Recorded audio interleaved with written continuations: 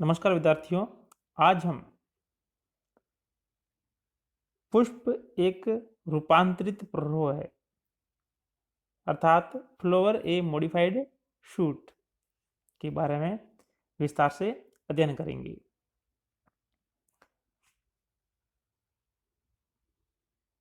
पुष्प एक रूपांतरित प्ररोह है। इस बात को समझने के लिए हम पहले एक सामान्य प्ररोह के बारे में समझते हैं। प्ररोह से हमारा तात्पर्य है कि पौधे का वायवीय भाग जिसके अंतर्गत उसका अक्ष और पर्ण शामिल होती है। जैसा कि आप यहाँ पर देख रहे हो, ये है जो एक सामान्य पौधे की अक्ष है और ये है जो अक्ष पर लगी हुई पार्श्व दिशा में पर्ण है और अक्ष पर इसके साथ ही आपको जो अन्य संरचना नजर आ रही है वो है पर्व संधियां और पर्व संधियों के बीच में पर्व। ये है जो एक सामान्य प्ररोह की संरचना होती है।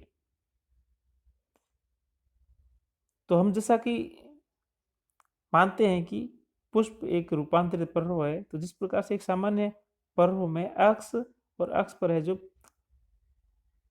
पर्व संधियां और पर्व संधियों के बीच में पर्व संरचना पाई जाती है, उसी प्रकार से एक पुष्प में भी हमें यही संरचना देखने को मिलती है।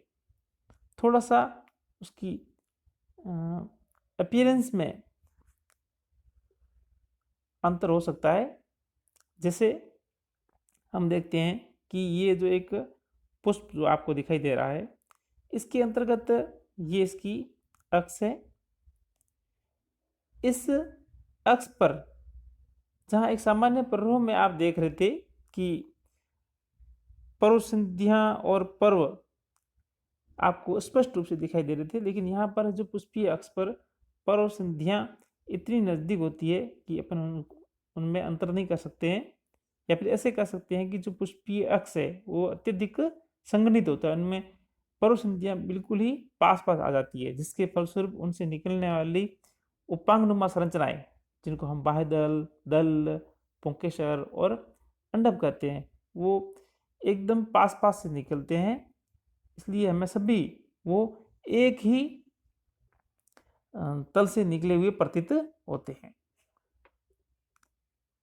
अब हम इस बात को समझने के लिए कि पुष्प एक रूपांतरित प्ररोह है के संबंध में विभिन्न प्रमाणों द्वारा यह सत्यापित करने की कोशिश करेंगे कि कैसे एक पुष्प है जो एक रूपांतरित प्ररोह है।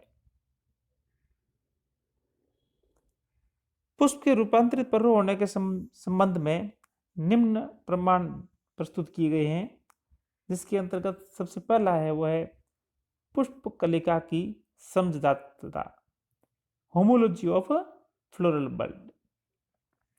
इसके अंतर्गत हम देखते हैं कि कायिक कलिका एवं पुष्प कलिका बाह्य आकृति में एक दूसरे से भिन्न होती है, परंतु दोनों प्रकार की कलिकाओं की जो उत्पत्ति होती है वो समान होती है। तो इनकी समझाता है वो दो बातों से हमें प्रमाणित होती है, जिसके अंतर्गत पहला है कलिकाओं की स्थिति। सामान्यतः हम एक सामान्य प्ररोह में देखते हैं जो कलिकाएं होती है उनकी स्थिति आप देख रहे हो, या तो कलिका है जो अंतस्थ यानी सबसे टर्मिनल कंडीशन में शीर्ष पर, और या फिर अक्षीय यानी एक्सिलरी कंडीशन में हमें कलिकाएं देखने को मिलती है। उसी प्रकार से एक जो पुष्प होता है पुष्पक्रम, उसके अंतर्गत भी आपको है जो पुष्पी कलिकाएं टर्मिनल अर्थात अंतस्थ कंडीशन और एक्सिलरी कंडीशन अर्थात अक्षीय कंडीशन में हमें देखने को मिलती है। तो ये जो प्रमाण है, इससे हमें ये विदित होता है कि पुष्पीय कलिकाओं की स्थिति भी है जो सामान्य प्ररोह कलिकाओं की भांति होती है, जो इनकी समझदाता का प्रमाण है। दूसरा है वो है कलिकाओं का रूपांतरण। जैसे कि हम देखते हैं कि सामान्य पर्रों में जो कलिकाएं होती है वो वर्दी कलिकाएं वो विकसित होकर के नई शाखाओं का निर्माण करती है, लेकिन कभी कभी है जो वर्दी कलिकाएं सामान्य शाखाओं का निर्माण नहीं करके कुछ विशिष्ट संरचनाओं का निर्माण करती है। उसी प्रकार से हम यहाँ देख रहे हैं कि अवयव में जो पुष्पीय कलिकाएं होती है वो पत्र कलिकाओं अर्थात बल्बिल्स के अंतर्गत रूपांतरित हो जाती है, जैसा कि आप इस चित्र में देख रहे हैं। तो यहाँ पर जो पुष्पीय कलिका होती है वो पुष्प का निर्माण नहीं करके एक मोटी मांसल संरचना का निर्माण करती है, जिसे हम जो पत्र कलिकाएं या बल्बिल्स कहते हैं। ये बल्बिल्स है जो मात्र पादप से पृथक होकर के एक नए पादप का निर्माण करती है।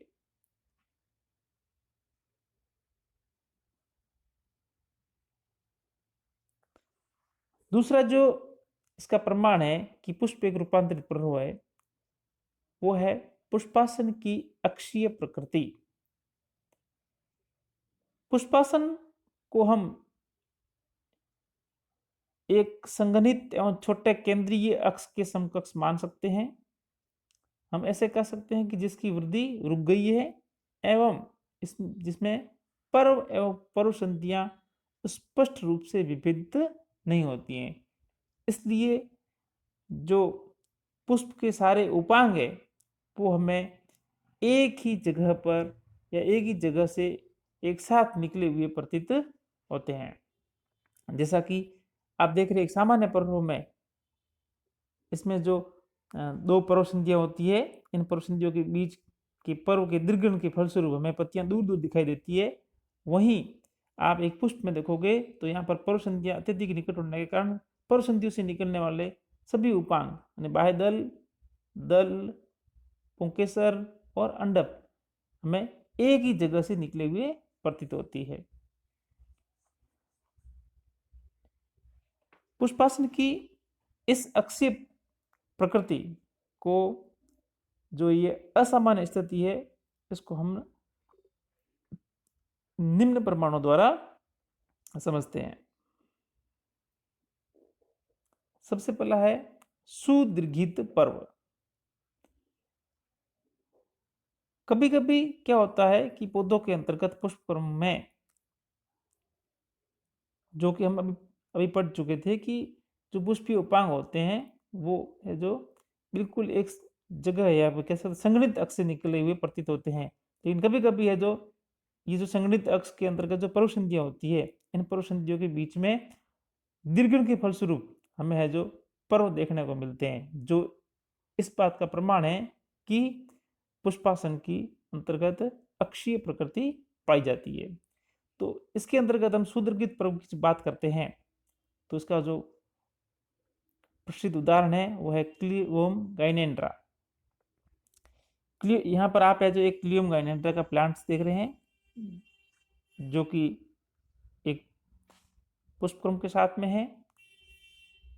अब हम सुदीर्घित पर्व को समझने के लिए एक एकल फ्लावर लेते हैं, जैसा कि आप यहाँ पर चित्र में देख रहे हैं। इसके अंतर्गत आप अगर ध्यान से देखेंगे तो आप देखोगे कि यहाँ पर ये जो सबसे बाहर की तरफ आपको नजर आ रहे हैं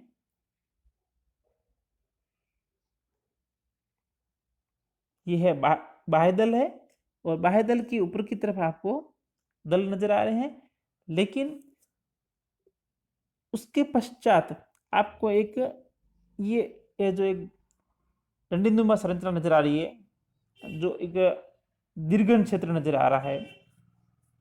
ये दीर्घित क्षेत्र है इसको हम है जो पर्व कहते हैं और इसके ऊपर है जो आपको पुंकेसरों का चक्र नजर आ रहा है। तो इस प्रकार से जो ये पुंकेसरों का घेरा है और दलपत्रों का जो चक्र है इनके बीच में जो ये आपको पर्व नजर आ रहा है, तो ये पर्व है जो इस बात का प्रमाण है कि पुष्पीय अक्ष में है जो दो पर्व संधियों यानी दलपत्रों जहां से विकसित हुए हैं और दूसरी वह संधि जहां से पुंकेसर विकसित हुए हैं के बीच में दीर्घन के फलस्वरूप इस पर्व का निर्माण हुआ है। इस प्रकार की अतिवृद्धि को हम है जो एंड्रोफोर कहते हैं अर्थात पुमंगधर कहते हैं। वहीं दूसरी ओर पुंकेसरों के घेरे एवं जायांग, थोड़ा आप ध्यान से देखेंगे तो आपको नजर आएगा जायांग यहाँ पर जायांग, क्योंकि पुंकेसरों के ऊपर तो आपको परागकोश दिख रहे हैं येलो कलर के, लेकिन जायांग है जो आपको अलग से दिखाई दे रहा है। तो इस प्रकार से पुंकेसर एवं या पे कहते पुमंग एवं जायांग के बीच में जो आपको दीर्घित क्षेत्र या पर्व नजर आ रहा है, इस प्रकार के पर्व को हम क्या कहते हैं, जायांगधर या गाइनोफोर। तो ये जो दो कंडीशन है जो कि क्लियम गाइनेंड्रा में पाई जाती है, जिसके अंतर्गत आपने एक देखा कि इसमें एंड्रोफोर और दूसरा गाइनोफोर कंडीशंस पाई जाती है। ये कंडीशंस पुष्पासन की अक्षीय प्रकृति के अंतर्गत सुदृढ़ पर्व को प्रमाणित करती है। दूसरा है स्तंभ विकास। सामान्यतः पुष्पीय अक्ष की वृद्धि पुष्पीय उपांगों तथा अंडक के निर्माण के पश्चात रुक जाती है, परंतु कभी कभी पुष्प निर्माण के पश्चात भी अक्ष की वृद्धि सामान्य कायिक पर्रों के समान हो जाती है। तो इस स्तंभ या पर्रों में वृद्धि स्तंभ के समान ही पुनः पर्णें विकसित हो जाती है। इसका जो उदाहरण है वो है आपके गुलाब। तो यहाँ पर देख रहे हो आप कि जो गुलाब का पुष्प क्रम है वहां पर ये जो इसकी पुष्पीय अक्ष है, इस पुष्पीय अक्ष पर यहाँ पर आप देख रहे हो पुष्पक्रम का विकास हुआ और पुष्पक्रम विकास के पश्चात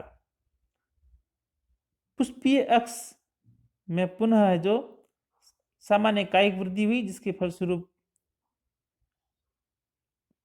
स्तंभ का निर्माण हुआ और उस स्तंभ पर सामान्य पर्ण आपको दिखाई दे रही है। तो इस बात से हमें प्रमाण मिलता है कि जो पुष्पीय अक्ष है वो है जो स्तंभीय अक्ष के समान है, यानी वो उसकी पुष्पीय अक्ष की पुष्पासन की अक्षीय प्रवृत्ति को दर्शाता है।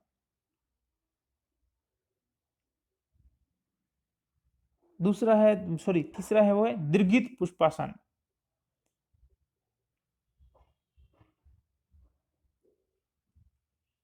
कभी कभी क्या होता है कि चंपा है, अडूसा है तथा अनानास आदि की पुष्प में पुष्पासन का अंडक धारण करने वाला क्षेत्र स्तंभ के समान दीर्घित होकर पुंज फल बनाने में हेल्प करता है।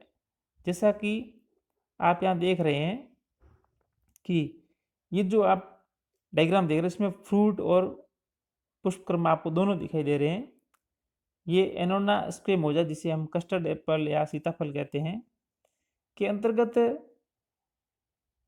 पुष्पासन का अंडक धारण करने वाला क्षेत्र, अर्थात यहाँ आप ध्यान से देखोगे तो जो पुष्पासन है इसका ये अंडक धारण करने वाला क्षेत्र है, ये है जो स्तंभ के समान दीर्घित होकर पुंज फल बनाने में सहायक होता है। जैसा कि आप यहाँ देख रही है एक पुंज फल है।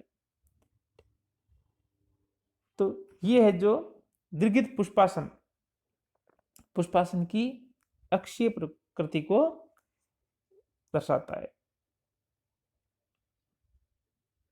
तीसरा जो इसका मुख्य प्रमाण है कि पुष्प एक रूपांतरित पर्व है वो है पुष्पीय उपांगों की पर्णिल प्रकृति। पुष्पीय उपांग बाह्यदल, दल, पुंकेसर व स्त्रीकेसर सामान्य पत्तियों के समजात होते हैं। यानी जिस प्रकार से सामान्य पर्वों पर पर्ण विकसित विनाशित रहती है, उसी प्रकार से पुष्पीय अक्ष पर ये चारों पत्तीनुमा उपांग पाए जाते हैं। इन उपांगों की सामान्य पत्तियों से समानता होती है, यह निम्न बातों से प्रमाणित होती है। पहला है विन्यास।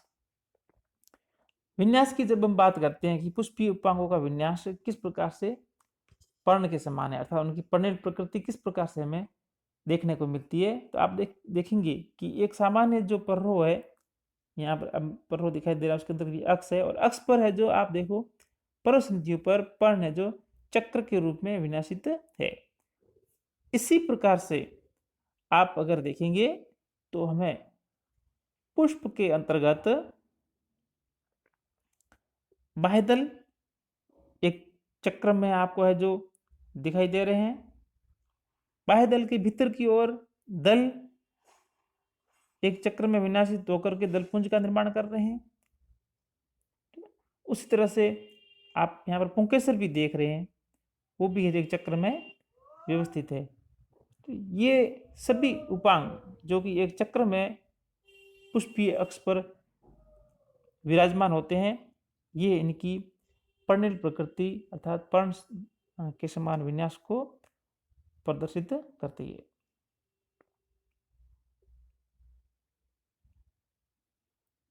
दूसरा है बाह्य दलों की पर्णिल प्रकृति, यानी जो बाह्य दल है वो है जो पर्ण जैसी आकृति ग्रहण कर लेते हैं। कुछ पौधों में पुष्पों के एक या अधिक बाह्य दल बड़े होकर के सामान्य कायिक पर्ण के समान हो जाते हैं। अगर उदाहरण की हम बात करें कि बाह्य दल किस प्रकार से रूपांतरित होकर के सामान्य कायिक पर्ण का रूप धारण कर लेते हैं, तो इसके अंतर्गत हम देखते हैं कि मुसेंडा इरिथ्रोफाइला में प्रत्येक पुष्पक्रम के अंतर्गत एक या एक से अधिक पुष्प का एक बाह्य दल सामान्य कायिक पर्ण के समान आकार में बड़ा होकर के और रंगीन हो जाता है। जैसा कि आप यहाँ पर देख रहे हैं कि यहाँ पर जो पुष्प की एक पर्ण है वो रंगीन होकर के कायिक पर्ण के समान आकार ग्रहण कर लेती है, जो इस बात का प्रमाण है कि बाह्य दलों की है जो प्रकृति कैसी है, पर्णिल प्रकृति। पुष्पीय पर्णों का रूपांतरण, ट्रांजिशन ऑफ फ्लोरल अपेंडेज, यानी जो पुष्पीय पर्ण है जिसको अपन उपांग कहते हैं, वो किस प्रकार से उनका अंदर रूपांतरण पाया जाता है। जो वाटर लिली निम्फिया में हम देखते हैं कि बाह्य दल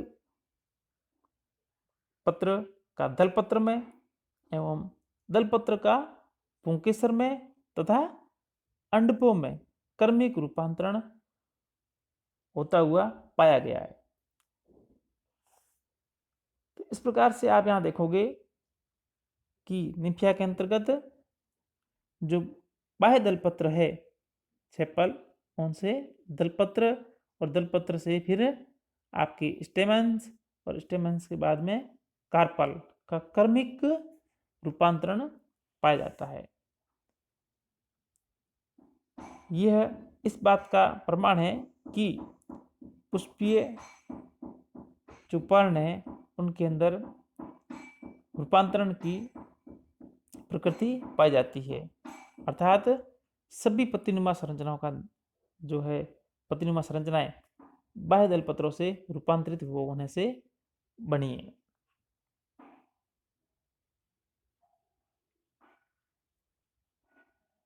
धन्यवाद।